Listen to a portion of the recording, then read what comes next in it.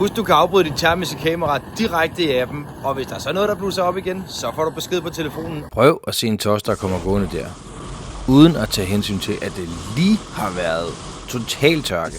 Må ikke, der går ild i noget lige om lidt. Det kunne man ikke forestille sig. Heldigvis, så kan han slå det termiske kamera til, lige direkte på appen. Bum, sådan, så er der tilkoblet. Så skulle der opstå en brand nu. Jamen, så burde vi få besked. Og prøv lige at se. Der sker noget hernede i bunden. Man kan ikke se det på det visuelle kamera. Men advarsel. Bummelummelum. Brand registreret. Advarsel. Brand registreret. Advarsel. Brand registreret.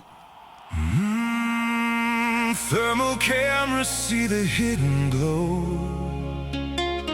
Så må vi satme hellere se at få slukket den lille brand. Before the flames begin to grow.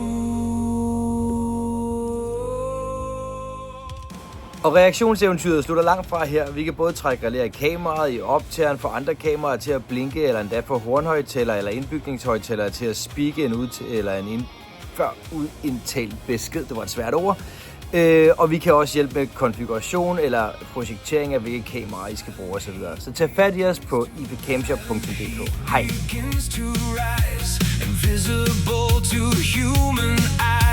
Standard sensors way too long, missing where the danger belongs. But we watch the spectrum shift, giving safety as a gift. No smoke.